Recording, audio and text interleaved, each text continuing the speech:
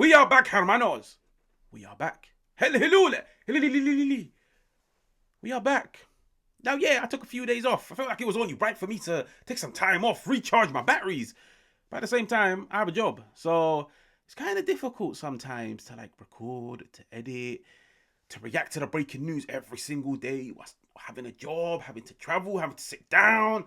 It's difficult sometimes. So I took 1-2 days off. But I'm back. The Serie A is fast approaching. Now, did you guys really think I was only going to give you guys a Serie A predictions video? No! What about a Juventus player predictions video? Who is the player of the season? Who will be the most improved player? Who will be the biggest surprise? And who will be the biggest flop? We will break this down in this entire video. Now, you know the drill. If you're new, make sure to like, make sure to subscribe. Always engage in the comments. Come on, you know the drill. Let's start off with player of the season. Now, here's the first catch of the video. You can't pick Kenan Yıldız. Yes, because in my opinion, who will be Juventus' player of the season? Kenan Yıldız, and I feel like 95% of you guys will also say Kenan Yıldız. So for the sake of this video, making it a bit more fun, forcing you to think outside the box, you can't pick Kenan Yıldız. So who is the player of the season of 2025, 2026? In my opinion, this was a tough one. Outside of Kenan, I was looking at Bremer. I was looking at Thuram. I was also looking at Cambiasso. To trim it down to one, Cambiasso. I don't know what it is about Cambiasso pre-season so far in the Serie A, and most importantly, during the World Cup qualifiers.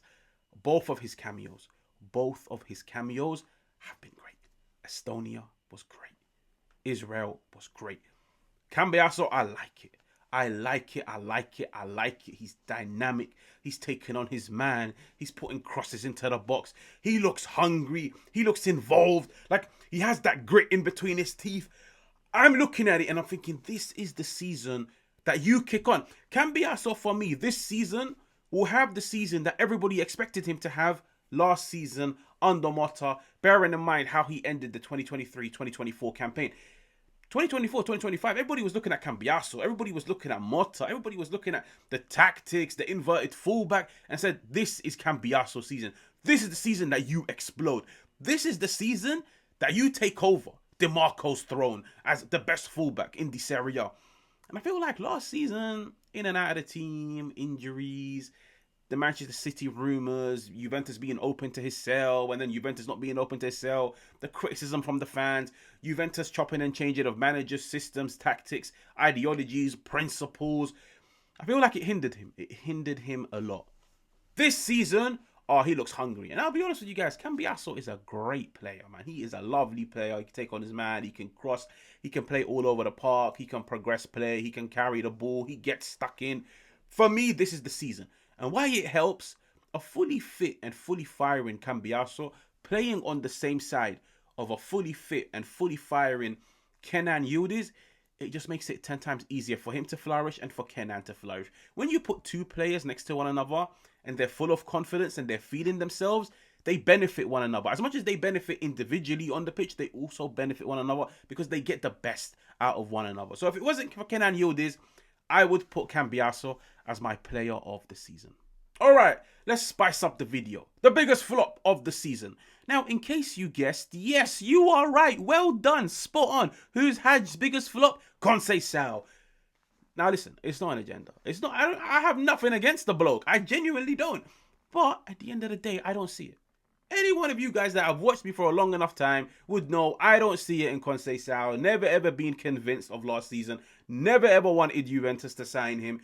Looking at the Serie A campaign so far, have you guys realized? I haven't mentioned his name once.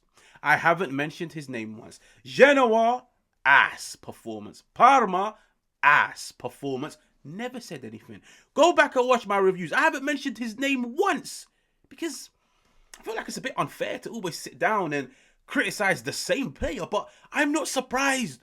When I watch him nowadays and I watch him make the wrong decision, I'm not surprised. There's a reason why I didn't want Juventus to sign him. Now, of course, he can go on to prove me wrong. The reason why I feel like this season he will be a big flop is because I feel like a lot of Juve fans will be looking at him this season and saying, we are not going to put the expectations on you of a loan player that we could just throw back to Porto in case you don't live up to expectations. No, You are now a permanent squad member. Juventus have paid money for you. Time to step up to the plate. And also, last season, I feel like you can give somebody like Conceição a bit of leeway, which is his first season at Juventus, his first season at Turin. This season is your second season at Turin.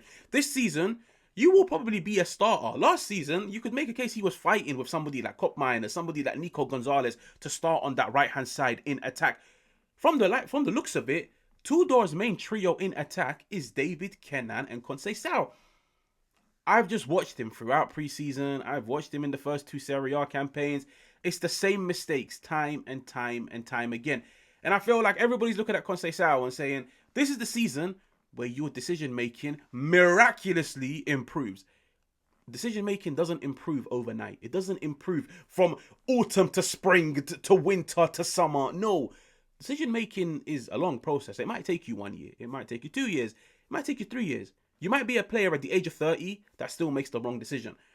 I just still look at Conceição and I feel like I don't think this is the season where his decision-making improves. I don't think so. I think maybe next season, maybe the year after. I don't look at 2025, 2026 and say, keep playing him and by Christmas, his decision-making will improve. If it's not by Christmas, by Easter, his decision-making will improve. I don't. There's a lot of flaws. There's a lot of stuff he needs to work on.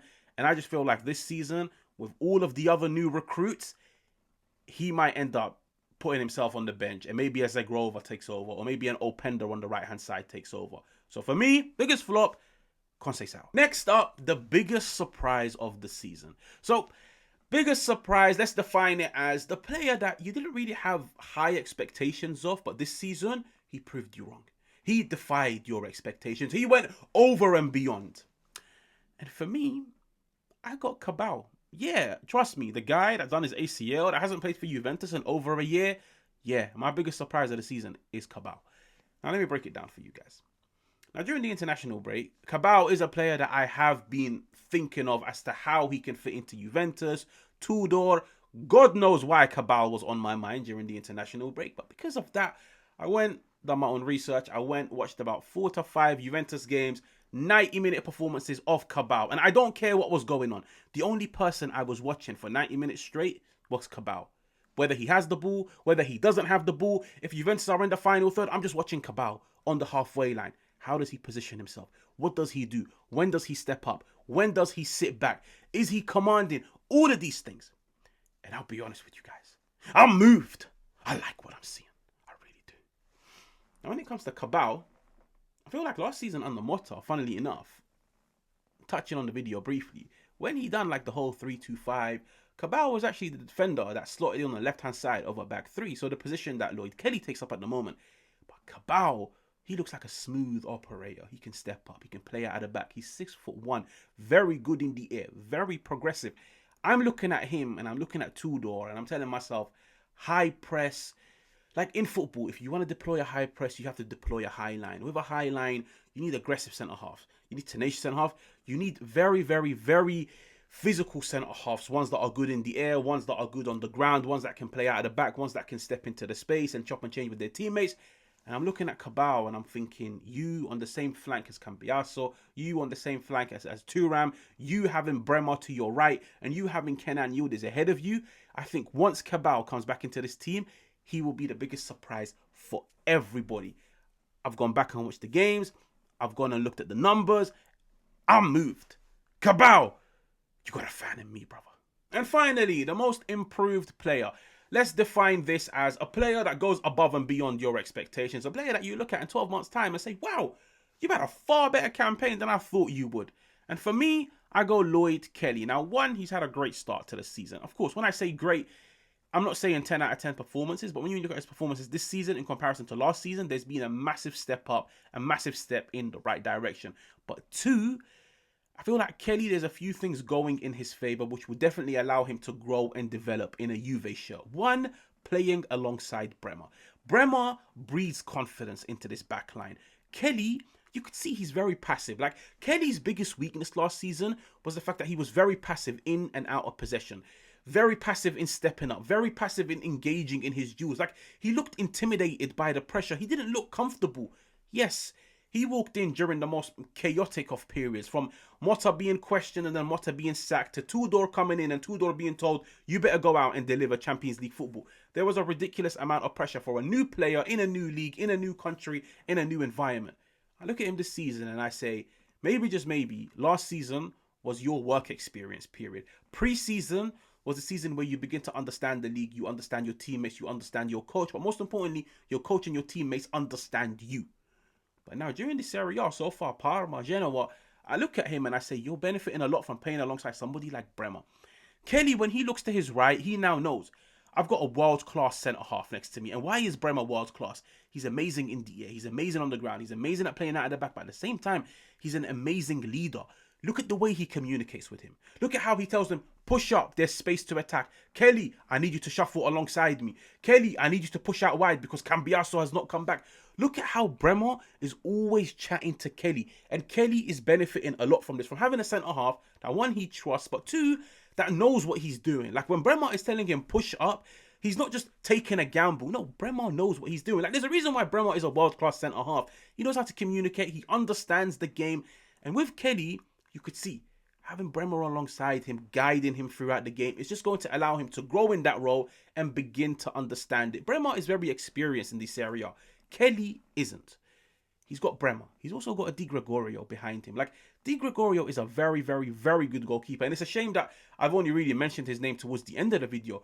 But knowing that you've got a centre-half to the right of you, which is amazing. But also knowing you've got a goalkeeper behind you who is also amazing, who is always constantly talking with you throughout a game.